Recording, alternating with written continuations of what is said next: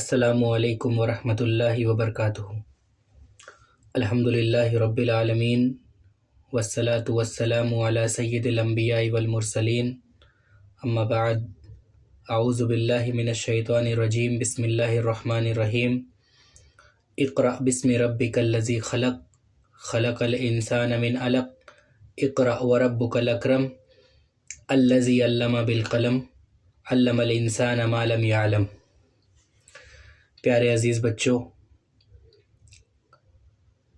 جیسا کہ میں نے آپ لوگوں سے کہا تھا کہ صرف کتابیں آپ لوگوں کو دے دی نہیں جائیں گی، بلکہ ایک ایک کویشچن، ایک ایک سوال آپ لوگوں کو پڑھ کر بتایا جائے گا اور اس کو سمجھایا جائے گا، تاکہ آپ لوگوں کے دماغ میں، بچوں کے دماغ میں کوئی بھی غلط فہمی باقی نہ رہے، کوئی بھی لفظ ایسا نہ آئے جس کو بچے نہ جانتے ہوں، جس کا مطلب اور معنی بچے نہ جانتے ہوں۔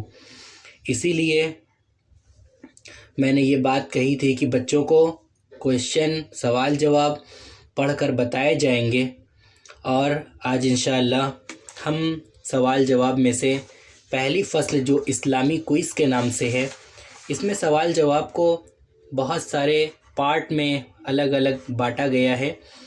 قرآن اسلامی کوئز، سیرت النبی کوئز، قرآن مجید کوئز، موضوع کے حساب سے سوال و جواب کو الگ الگ حصوں میں تقسیم کیا گیا ہے۔ یہ سوال جواب میں سب سے پہلی کڑی ہے اسلامی عقیدہ کوئز۔ چلیے پڑھتے ہیں اس کو۔ سوال نمبر 1، توحید کسے کہتے ہیں؟ جواب، اللہ تعالیٰ کو ایک ماننا اور اسی کی عبادت کرنا۔ توحید کا مطلب ہوتا ہے ایک ماننا۔ توحید بنا ہے واحد سے، واحد کا مطلب ہوتا ہے ایک ماننا، یعنی اللہ تبارک و تعالیٰ ایک ہے اور صرف اللہ تبارک و تعالیٰ کی عبادت کرنا، یہی توحید ہے۔ کوئی بھی انسان اگر اللہ کے علاوہ کسی اور کی عبادت کرتا ہے تو وہ توحید پر عمل کرنے والا نہیں ہوتا ہے۔ توحید کا مطلب صرف اللہ تبارک و تعالیٰ کو ایک ماننا کہ اللہ ایک ہے، اور صرف اللہ تعالیٰ کی عبادت کرنا۔ سوال نمبر 2، شرک کسے کہتے ہیں؟ اللہ تعالیٰ کی ذات و صفات میں کسی دوسرے کو شریک ٹھہرانا شرک ہے، یعنی اللہ تعالیٰ کے ساتھ کسی کو اللہ تعالیٰ کے جیسا منا لینا، یا اللہ تعالیٰ کے علاوہ کسی اور کی عبادت کرنا، یا اللہ تعالیٰ کے برابر کسی اور کو سمجھنا، یہ شرک ہے۔ اللہ تعالیٰ کے علاوہ کسی اور کی عبادت کرنا یہ شرک ہے۔ سوال نمبر 3، اسلام کسے کہتے ہیں؟ کوئی آپ سے پوچھے کہ اسلام کہتے کس کو ہیں، تو آپ کہیں گے اللہ تعالیٰ کے حکم پر عمل کرنے اور اس کی اطاعت کرنے کو اسلام کہتے ہیں۔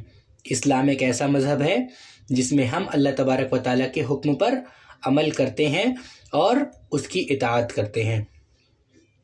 سوال نمبر 4، اسلام کے کل کتنے ارکان ہیں اور کون کون سے ہیں؟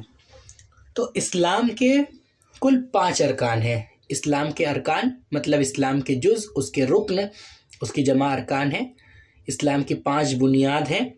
نمبر 1، صرف اللہ کو بندگی کے لائق ماننا اور محمد صلی اللہ علیہ وسلم کو اللہ کا رسول ماننا، یعنی عبادت صرف اللہ کی جائے گی، اور محمد صلی اللہ علیہ وسلم اللہ کے بندے اور آپ صلی اللہ علیہ وسلم اللہ کے رسول ہیں۔ یہ ایک ہوا۔ دوسرا، نماز پڑھنا۔ نماز پڑھنا اسلام کی بنیاد ہے۔ اسلام کی 5 بنیاد ہے، اسلام کے 5 رکن ہیں، اس میں نمبر دوسرے پر نماز ہے۔ نمبر 3، زکوٰۃ دینا۔ جو بھی آدمی مالدار ہے، روپیہ پیسے والا ہے، وہ اپنے روپیہ پیسے میں سے زکوٰۃ دیتا ہے، یہ اسلام کی تیسری بنیاد ہے۔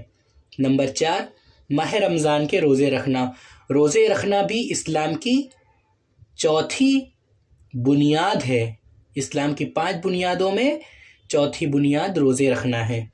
نمبر 5، اگر استطاعت کا مطلب مالی و بدنی ہو تو حج کرنا، مطلب اگر آپ کے پاس روپیہ پیسہ ہے، اور بدنی، مالی مطلب روپیہ پیسہ اور بدنی مطلب آپ صحت مند ہیں، آپ بیمار نہیں ہیں، بہت زیادہ بوڑھے نہیں ہیں، چل پھر سکتے ہیں، تو اگر آپ کے پاس روپیہ پیسہ ہے اور صحت ہے تو آپ کو حج کرنا بھی ہوتا ہے۔ یہ اسلام کی 5ویں بنیاد ہے۔ اسلام کی 5 بنیاد ہیں۔ نمبر 1 توحید، یعنی آپ صلی اللہ تبارک و تعالیٰ کی عبادت کرنا اور آپ صلی اللہ علیہ وسلم کو اللہ کا رسول ماننا۔ نمبر 2 نماز پڑھنا۔ نمبر 3 زکوٰۃ دینا۔ نمبر 4 روزے رکھنا، اور نمبر 5 حج کرنا۔ سوال نمبر 4 پورا ہو گیا۔ سوال نمبر 5، ایمان کے کل کتنے ارکان ہیں اور کون کون سے؟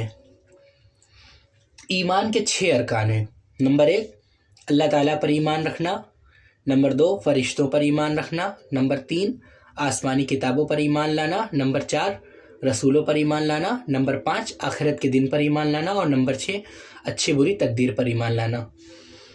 یہ شاید اس میں سے آپ کوئی ایک چیز بھول جائیں، آپ کو نہ یاد آئے کہ 6 چیز کیسے ہے، تو میں ایک ٹرک بتا دے رہا ہوں، آپ اس ٹرک سے اس 6 کو بہت اچھے سے یاد رکھ سکتے ہیں۔ سب سے بڑا کون ہے؟ اللہ تعالیٰ، تو اللہ تعالیٰ پر ایمان لانا۔ اللہ تعالیٰ کے آس پاس کون رہتا ہے؟ فرشتے، فرشتوں پر ایمان لانا۔ فرشتے کیا لے کر کے نیچے آئے؟ کتاب لے کر آئے، اللہ کی کتاب پر ایمان لانا۔ کس کے پاس لے کر آئے؟ رسولوں کے پاس لے کر آئے، تو رسولوں پر ایمان لانا۔ یہ 4 ہو گیا۔ آخرت کے دن پر یعنی قیامت کے دن پر ایمان لانا کہ اللہ قیامت آئے گی، اس بات کا دل میں یقین رکھنا۔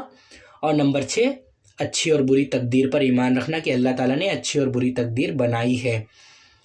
نمبر 6، سوال نمبر 6، کرامن کاتبین کسے کہتے ہیں؟ کرامن کاتبین، لفظ اچھے سے سنیے گا، کرامن کاتبین کسے کہتے ہیں؟ جواب، وہ فرشتے جو لوگوں کے اچھے اور برے کاموں کو لکھتے ہیں اور صبح و شام انہیں اللہ تک پہنچاتے ہیں۔ اللہ تبارک و تعالیٰ نے ہر انسان کے ساتھ 2 فرشتوں کو لگایا ہے جو اس کے دن بھر کے کام کو لکھ رہے ہیں، اور وہ اس کے نامہ عمل میں وہ چیزیں لکھی جاتی ہیں۔ تو وہ فرشتے جو لوگوں کے اچھے اور برے کاموں کو لکھتے ہیں اور صبح و شام انہیں اللہ تک پہنچاتے ہیں۔ سوال نمبر 7، منکر نکیر کسے کہتے ہیں؟ وہ فرشتے جو قبروں میں مردوں سے سوال کرنے پر مامور کیے گئے مطلب لگائے گئے ہیں، وہ منکر نکیر ہیں۔ یعنی اگر آپ سے پوچھا جائے گا سوال میں قبر میں سوال کرنے والے فرشتے کا نام کیا ہے، اور نیچے جواب آپشن میں دیا رہے گا منکر نکیر، کرامن کاتبین، تو آپ کو کس پر ٹک کرنا ہے؟ منکر نکیر پر۔ آپ منکر نکیر پر ٹک کریں گے۔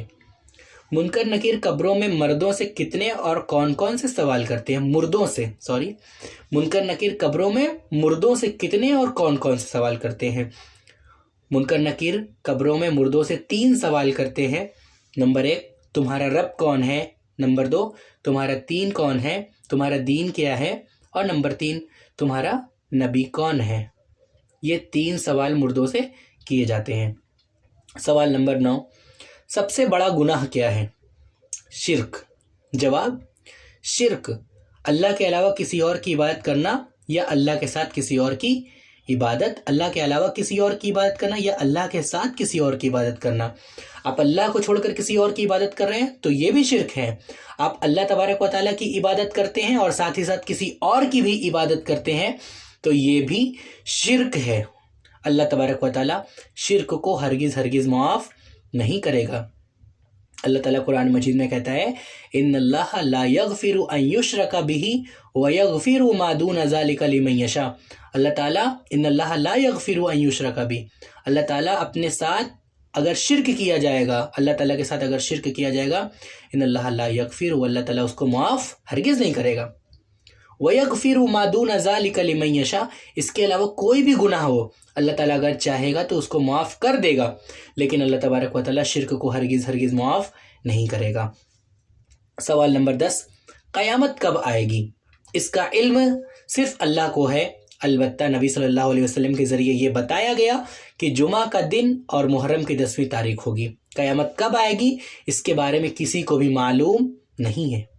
اللہ کے رسول صلی اللہ علیہ وسلم کو بتلایا گیا کہ جمعہ کا دن، اللہ کے نبی صلی اللہ علیہ وسلم کے ذریعے سے ہم کو یہ بات معلوم چلی ہے، ہم کو یہ بات معلوم پڑی ہے کہ قیامت جمعہ کے دن آئے گی اور وہ محرم کی 10ویں تاریخ ہوگی۔ اس سے زیادہ قیامت کے بارے میں ہمارے پاس کوئی جانکاری نہیں ہے، قیامت کے بارے میں اس کے علاوہ ہمارے پاس کوئی جانکاری نہیں ہے، اس کا علم صرف اور صرف اللہ تبارک و تعالیٰ کو ہے۔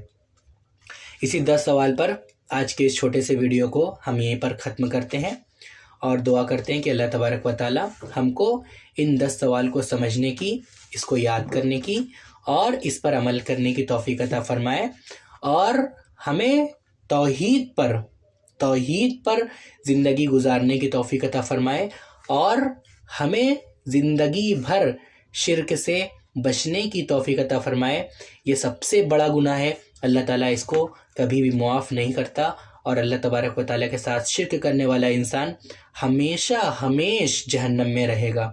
آخر میں اللہ تبارک و تعالیٰ سے دعا کرتا ہوں اللہ رب العالمین ہم تمام لوگوں کو اس کمپٹیشن کے ذریعے صحیح اسلام کو سمجھنے کی اور اس پر عمل کرنے کی توفیق عطا فرمائے۔ آمین۔ والسلام علیکم ورحمۃ اللہ وبرکاتہ۔